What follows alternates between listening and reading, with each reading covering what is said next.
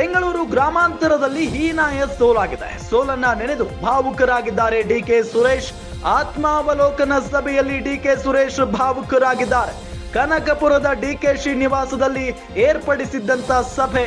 ಸೋತಿದ್ದೀನಿ ಅಂತ ಸುಮ್ಮನೆ ಕೂರುವ ಪ್ರಶ್ನೆ ಇಲ್ಲ.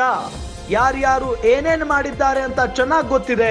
ಆ ದೇವರಿದ್ದಾನೆ, ನೋಡಿಕೊಳ್ತಾನೆ ಅಂತ ಸುರೇಶ್ ಮಾತನಾಡಿದ್ದಾರೆ.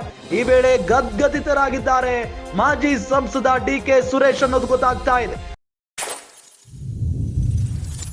ಬೆಂಗಳೂರು ಗ್ರಾಮಾಂತರದಲ್ಲಿ ಹೀನಾಯ ಸೋಲಾದ ನಂತರ ಭಾವುಕರಾಗಿ ಮಾತನಾಡಿರೋದು ಡಿಕೆ ಸುರೇಶ್.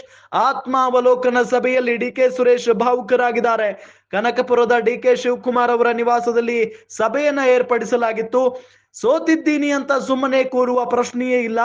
ಯಾರ್ಯಾರು ಏನ್ ಮಾಡಿದ್ದಾರೆ ಅಂತ ಗೊತ್ತಿದೆ. ಆ ದೇವರಿದ್ದಾನೆ, ನೋಡಿಕೊಳ್ತಾನೆ ಅಂತ ಸುರೇಶ್ ಈ ಸಂದರ್ಭದಲ್ಲಿ ಬಹಳಷ್ಟು ದುಃಖದಿಂದ ಮಾತನಾಡಿದ್ದಾರೆ ಅನ್ನೋದು ಗೊತ್ತಾಗ್ತಾ ಇದೆ.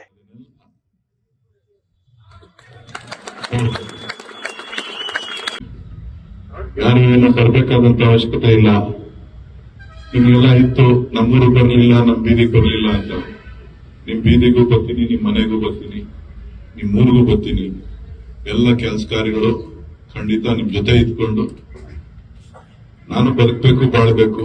ನಾನು ಆ ಕೆಲಸ ನೋಡ್ಕೊಂಡು ನಿಮ್ ಜೊತೆ ಇರ್ತೀನಿ. ಧೈರ್ಯವಾಗಿರಿ, ಯಾರಿಗೂ ಹಂಚ್ಕೊಳಕ್ ಹೋಗ್ಬೇಡಿ, ಹೆದರ್ಕೊಳಕ್ ಹೋಗ್ಬೇಡಿ. ಯಾರ್ಯಾರು ಏನೇನ್ ಮಾಡಿದ್ದಾರೆ ಅದನ್ನೆಲ್ಲ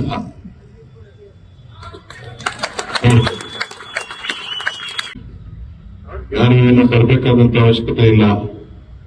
ನಿಮ್ಗೆಲ್ಲ ಇತ್ತು, ನಮ್ಮೂರು ಬರ್ಲಿಲ್ಲ, ನಮ್ ಬೀದಿಗೆ ಬರ್ಲಿಲ್ಲ ಅಂತ. ನಿಮ್ ಬೀದಿಗೂ ಬರ್ತೀನಿ, ನಿಮ್ ಮನೆಗೂ ಬರ್ತೀನಿ, ನಿಮ್ ಊರಿಗೂ ಬರ್ತೀನಿ. ಎಲ್ಲ ಕೆಲಸ ಕಾರ್ಯಗಳು ಖಂಡಿತ ನಿಮ್ ಜೊತೆ ಇದ್ಕೊಂಡು ನಾನು ಬದುಕಬೇಕು, ಬಾಳ್ಬೇಕು.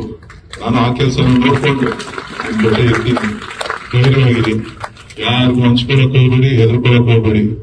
ಯಾರ್ಯಾರು ಏನೇನ್ ಮಾಡಿದ್ದಾರೆ ಅದನ್ನೆಲ್ಲ